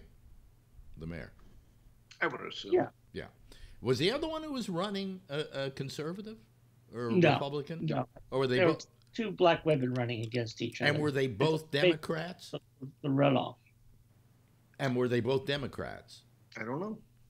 See, I know I think so. in California that's possible, because you had a Senate race in which there were two Democrats. Because one thing, a lot of these mayor elections are nonpartisan. They're Right. not. They don't run by party. They just whoever the top two was, they had a runoff between the two. Yeah. But yeah, in California, we have a new primary system that it could be two Democrats running against each other, two Republicans. Everybody runs. Yeah. And that's the type of a primary I like to what see. you have is a run. Let me explain what they have in California is a runoff, and in the runoff, if in the runoff there are two Democrats who get the most votes, then they run against each other, and that's exactly what happened in California this time. Yeah. And I believe Kamala Harris won. Yes. Yeah. Here's the other question that I have to pose to you. Here are all these people running for president 2 years out, all right? Kamala Harris, senator from California. Elizabeth Warren, what is she? She's a congresswoman. Senator. Massachusetts. From Massachusetts. Senior senator. Okay. All these different people all have certain offices that they have in most cases. What are they going to do for the next 2 years for their constituency? I mean, does Elizabeth Warren still go to the Capitol and vote on everything? Does Kamala Harris go there and vote on everything? I mean, huh? Yeah. Cruz didn't. I mean, but they're always out running around giving speeches everywhere. When do they have time for their constituency? Yes, Tom. Well, I mean, yeah, it's true. What people running for office, they'll miss a lot of votes, but they're damn sure going to be there for the important votes. Yeah. Because otherwise they're sunk. Yeah. So because people will remind them of the votes they missed, so they're going to be there for all the votes that really count. By the way, if you guys raise your hands, please excuse me if I don't immediately go to you, because I'm trying to get used to this whole new system and to be able to see your little hands go up in a little picture I have here. Like Tony. I can see Tony right now. Yeah. Yes, I was just thinking back that election night when Trump won. When I came home, my brother had the TV on. He says, "You're not going to believe it. He's winning." And I had such a I can't believe he's doing this. Like, I never thought he would win. That's why I'm starting to get worried. I think he might really win because I don't think they're going to be able to run anybody if they're going to start eating each other out. Eating each other out? Is that what you said? You mean eat each other up. I got Kamala. That scares me. They're going to start turning against each other. I got Kamala. Yeah. I'm so turned on right now. Okay, I'll beat him to you, Alex. Yeah. But you know what I'm saying? It's like, are the Democrats in a flux right now, Tom, that they don't really know how to shoot straight? I think we're just putting too much into this. I think the actual, the problem is that if we have a, let me rephrase this. You know, one of the problems I think that I recognize now in 2016 was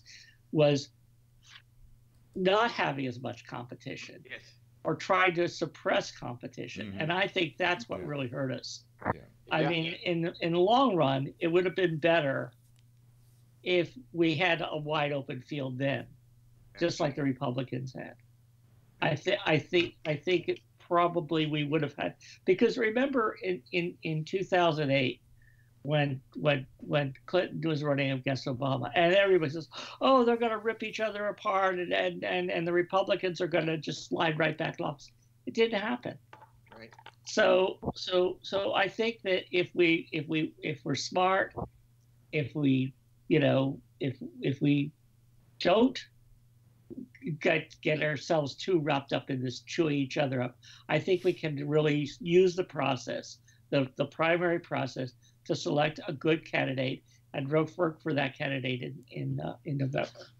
And they can learn from each other also. Exactly. Well, my other question is going to be, who do you think is going to be the first one to drop out of all these people? Julio Castro. Julio Castro, probably. What's that guy with the name you can't even pronounce? No, he's great. He is. I saw him on Bill Maher. He was quite good. But I can't pronounce. The more I hear about him. Well, if he was mayor, though, come on. Wait a minute. But Scott, do you know how to pronounce his name? Pete Buttigieg. Are you sure it's pronounced that way? President. Buttigieg. Buttigieg. Buttigieg. What? Buddha shit? What? What's the name? He's too drop out. Yeah. That's not presidential. He's the guy from Colorado, right? He's from. No. Where's he from? Indiana. He's the mayor of some city. South Bend, Indiana. And his father was an immigrant from somewhere. He's young. He's only like 37 years old, and he's gay. Yep. What? He's we gay. can't have a gay president. There's nothing wrong with that. Well, why not? We've got a cocksucker in the White House now. He's probably floating We around. got a sociopath now. America is not ready for a gay president. I still can't believe. You know something? You know what? He had one. Wait a minute. You know what they're? Which one? I have to think, but he was. Oh, back didn't he then. say? Wasn't Lincoln gay? No, Lincoln wasn't gay. No. Well, Lincoln was bi, okay, but. That was a confirmed bachelor. No, wait a minute. The gay president. Which one? He was a bachelor, right? Yes. James Buchanan. Yeah. Buchanan? Buchanan? Yeah. I think so, yeah. And he was not good looking. Well, that's why he wasn't married. Maybe he had a boyfriend. We don't know. I thought they said Lincoln was gay. There was the thing. There was somebody who wrote a book. Tony, I went to his house in Washington. asserting Take you across the street. but how do we find these things out in retrospect? Yeah. Are there any people who go, oh yeah, I did them? Come on. And he was tall, I think they said, right? Yeah. Yeah. Lincoln? Packing. 6'4". Yeah, he was packing. Whatever. Anyway, he that's okay. So what? It doesn't matter if he's gay or not. Yeah, and it doesn't matter if he's gay or not. No, it doesn't matter. But the only thing that bothers me is, he's a mayor, but if he was the governor, I'd have no, I'd feel better if he was the governor. Okay. Yeah, but that he doesn't have that kind of what we would call logistical experience that you get from being a governor. Governors make good presidents because still more experienced than fucking Trump. Yeah. Look, Exactly. Trump was a failed businessman. Okay. Yeah. I mean, they say if Biden falls out, the Bloomberg might jump in. And I'd want to see Bloomberg jump in just to be able to look at Donald Trump and go, you call yourself a billionaire, huh? Here's my bank account, motherfucker. Yeah. Let's just compare bank accounts, idiot, In fact, as I say, once these taxes come out on Trump, I think we're going to find out that he's not really a billionaire, that he probably owes $1 billion, and that he's glad he's president. But it's amazing. It's just amazing. It was amazing, this whole comedy of errors we're involved in called the United States of America. Yes. And I'm amazed by it, and I imagine you all are as well. So, let me see here. Wait a minute. I'm missing somebody? Am I? How many people do we have here? 1, 2, 3, 4, 5, 6, 7, 8, 9. Oh, I should go over to my other. Oh no. We only have 8. 8 panelists. 8. Yeah. So we're fine. Well, wait a minute. I need to. What am I? Where are we? Who's not being shown? I see 8. Who's on first?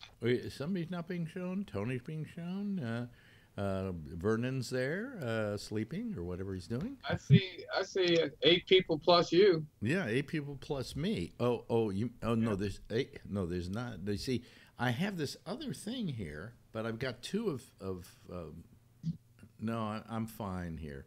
I've got 2 of. There we go. 8. I don't. Oh, I get it. Okay, yeah, I'm right. Okay, I'm getting used to this, folks. Please give me a break, okay? I still don't understand why Tom is square and not 16 by 9. Because somehow he hasn't got his camera adjusted correctly, and let's not get into that. It looks fine. It looks fine. Yeah, I'm not going to adjust my camera right now. Yeah. You can, I think, do that up in Skype. You can tell it, what size you have and whatever. But, what size? What? Yeah. Size doesn't matter. This week I'll probably spend the whole week trying to get used to this. You're doing fine, Alex. You're 79 years old. You're doing great. Yeah, well, it's not I'll tell you something. It's not as big a problem as I thought it was. In fact, once I get everybody in there, there's really very little work I have to do. It looks fantastic. OPS software. It's just that there's a real surprise when we get 12 people. There's a real surprise I've got waiting for you. And it's not a full house bug. Full house. I have a royal flush waiting in case we go to 10. Oh, you got a flush too, huh? Yeah, I got a flush too. But then when we finally go to 12, I've got something else. Oh. Yeah. Does it involve breasts? Well, I never thought of doing that, but he's working on it. But then again, I would be on a wanted poster over at the Me Too movement, and I don't want to do that. Boy, how many of us in this business would be in trouble today for any? I was a good guy. I don't think I did anything that anybody could accuse me of. But there could be some crazy human being who would come forward and say, Alex looked at me and I felt uncomfortable, 20 years ago. Yeah. I teach editing, and, I'm hypersensitive. Like, when you want to encourage someone in my class, you're doing a great job. Is it okay to touch their shoulder when you say that, And if you do you have to do it on a guy's shoulder? Yeah. It's just, this is stuff that gets in your head. Yeah. So, I mean, I just, I kind of wonder about, what I may have done or not done that could have caused me to become part of the ire of the Me Too movement. They don't care anymore because I'm nobody now, and they don't go after people who are nobody. They go after. Yeah, but if you were running for office, they would come out of the woodwork. Well, I don't know who would, though, I mean, I don't think that I ever, there were women that I had one-night stands with and things like that, but they were all very consensual, and I never, forced them into it. It was something that happened rather naturally.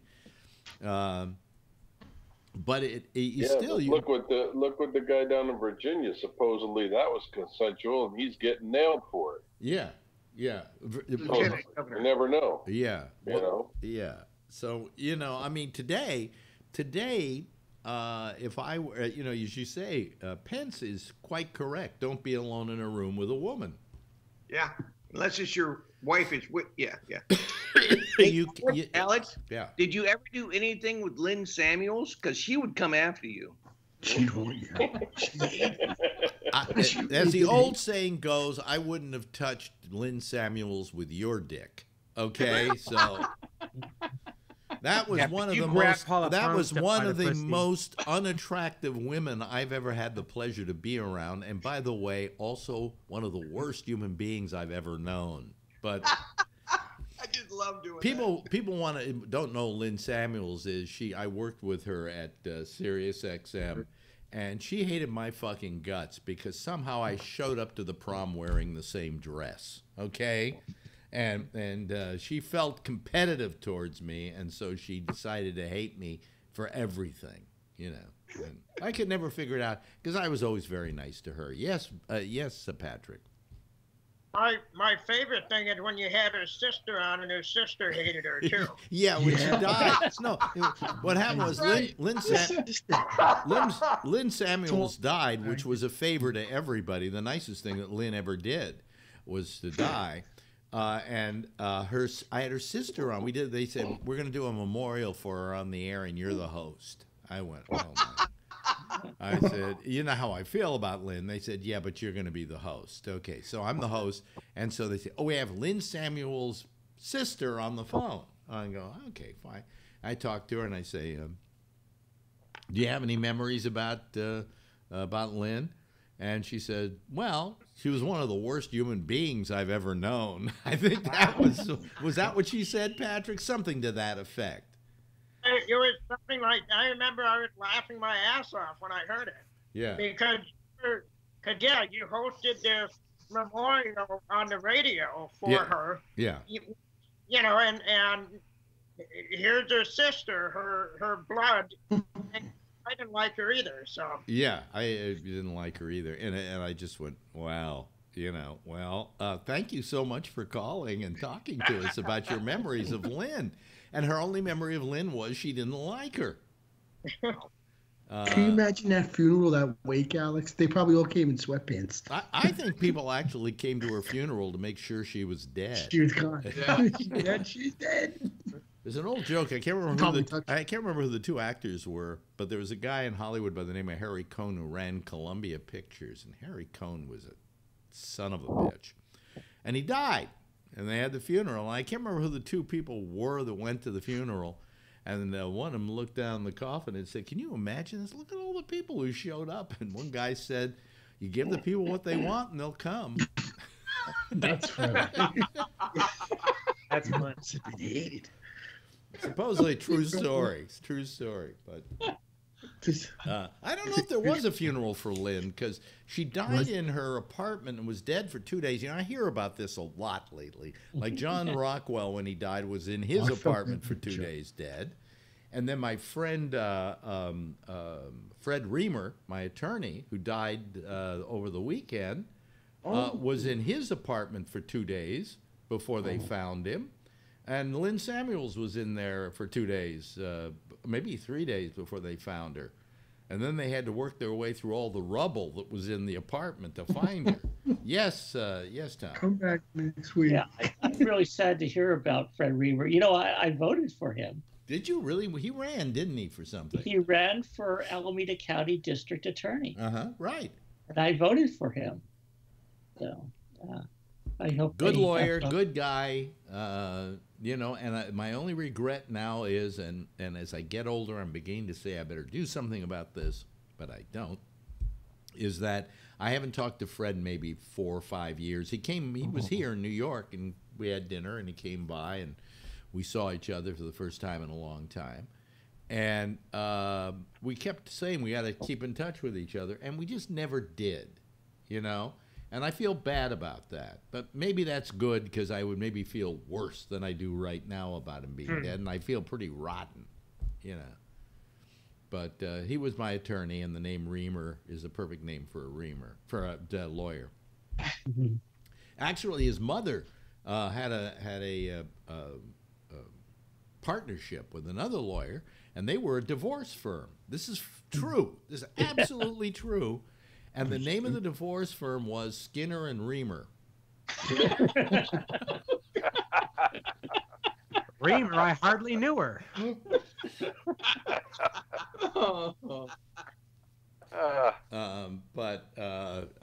I loved Fred. He was a good guy, and he took me out on his boat all the time, and then I would heave my guts out, and he was a nice person. So we're sorry to see him go, but none of you care. You didn't know him. What? How old was he? Do you know? I don't know. I'm fascinated with death. I don't know why, but anyway. Oh, you and me both. Well, I always used to read the obituaries on the radio. And the reason I would read the obituaries is I wanted to see what age people were dying at. Yeah, exactly. And but what I'm beginning to find out is that they all die younger than me. I mean, these people are going like flies. I mean, I lost John Rockwell and Fred Reamer in about the same week and a half. All right? And I lost Dennis Hoff this year. Was it this year or last year? Yeah. Last year. It was what, October? October, yeah. Just before the election. Yeah. But he won the election. He won the election. After he died. And I really liked him a lot. He was a good friend. And so I'm losing a lot of good friends, and I guess that's going to happen to all of you if you, God forbid, live as long as I have. The only thing I'm really worried about now is my friend Jack Garfine has been in the hospital, and he's like 98, right? Excuse me, 88. 88. And a mere youngster, and I just made friends with him a few years ago, and have come to love the man dearly. And knowing that I'm making friends with a guy who is that old, that I'm going to lose him if I don't go first, okay? That's when you don't lose anybody anymore, is when you die, So if you live long enough, the good news is you lived long enough. The bad news is everybody you know starts dying. I mean, hell, I almost lost Mick Jagger. Yeah, he's in New York doing the valve thing. I heard on the radio. They're replacing a valve, yeah. So he'll have the heart of a pig now. So yeah, he's gonna go. He'll be all right. This conversation's turned pretty depressing. Yes, isn't it? Yeah. Let's talk about death. Well, I mean, Tom was always the caretaker of death, because you always, your main thing online is to always post people dying. Mm-hmm. Yeah. In fact, I used to send you obituaries to read on the air. Yeah. Your obituary segment. Well, what I did is originally when I did the obituaries, I would read some names from the actual obituaries. Okay. And then death notices. One day I had some woman approach me at a party, and she looked at me like she wanted to kill me. And she said, "You kidded about my father dying on the radio." We didn't kid about them. We just read them, right? You did this in San Francisco? Yeah. But she didn't like the fact that I did them as part of the obituaries. So from then on, I never did private people. I did public people, and that was it, She should have been honored, I'd have thought. Yeah. I would think so too, but she looked like she was going to kill me. And this was at like some function that Live 105 had in San Francisco, and it was like listener appreciation party or something like that. And so she's over there with me, literally giving me the like I thought she was going to pull out a knife and kill me. Okay, and meanwhile the general manager is sitting over in another corner looking at all this going on, saying, "Gee, that fan really loves Alex." And I'm darting my eyes around, and I did have this at one time, my bodyguard with me that night. So it was uncomfortable. It was very uncomfortable. And so after that, I just said, I think I stopped doing the obituaries. You did. You stopped doing them for a while. Yeah. And then if I started them up again, it was because I was reading the famous people obituaries, you know. And then you could talk about some famous person who died who invented the cure for, you know, hemorrhoids or something, you know. Right. And honor them. It was kind of an honor. But you're very good at that. You're fascinated with death. Well, I like that they're like little mini biographies, and I like the people that you wouldn't ordinarily know about until they die, and then you see all the really interesting things they did with their life. It can be quite inspirational in a way. Oh yeah, it can be very inspirational. And I, you know, I was really happy that you took up the mantle. Okay. Nobody better to take up that mantle than to have our good friend Tom Yamaguchi be the keeper of death. There's a great documentary about the obituary department at New York Times called Obit that I would recommend. Yeah. It's a fascinating movie. Well, you know, they write all those obituaries ahead of time. Yeah, they have a morgue. Yeah. In other words, there's an obituary written for instance, Barack Obama right now. And every time he does something, they'll go back and look at it and see if they should add something to the obituary. The same thing is true at radio and television stations. They all Entertainment Tonight. We have a big library of obits already written, ready to go. Like Betty White. That's already finished. You work at Entertainment Tonight?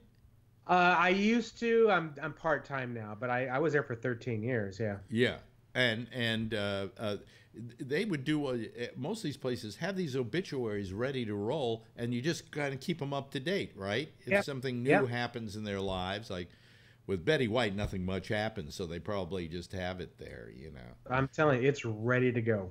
We had at I remember, was it at WABC, at WPLJ, which was ABC, we actually had it was there on the wall in case of the almost break glass in case of the death of the president.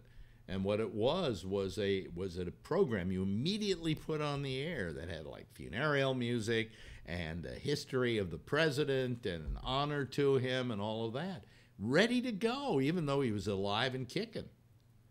So that's you. I thought Mr. Death, Tom Yamaguchi, would be interested in that fact. But of course, when Trump dies, they're going to be playing "Ding Dong, the Witch is Dead." Yeah, something like that. Easy. You know, I'm wondering if he died tomorrow, how would I handle that? And I don't think I would be too wonderful in that case. A 3-day drunk, man, I'd be so happy. Yeah, I don't think I would get on here and say, gee, you know, in spite of everything, we're gonna miss him. No.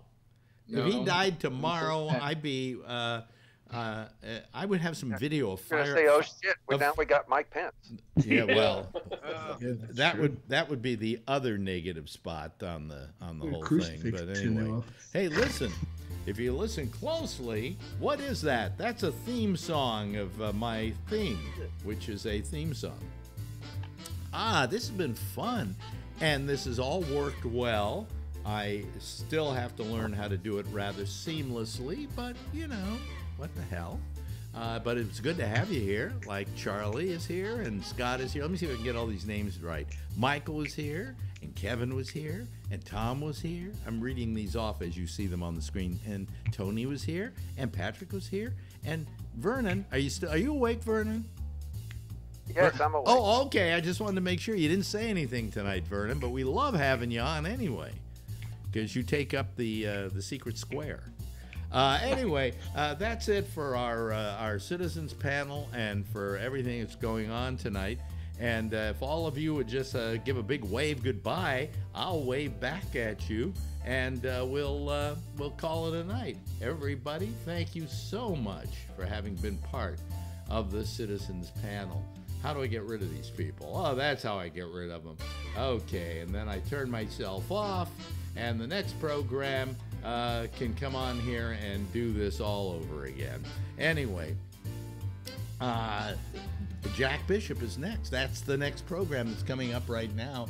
And then tomorrow night at 9:30, Damian Chaplin will be here with a little program called The Intersection. Oh, The Exchange. The Intersection is the next show coming up. And then I'll be here tomorrow night with a program called The Ramble, 10 o'clock, same time, same station in life. And in the meantime, if you see her, tell her I love her, okay? Bye-bye. Did I just send a kiss to you? That's sickening.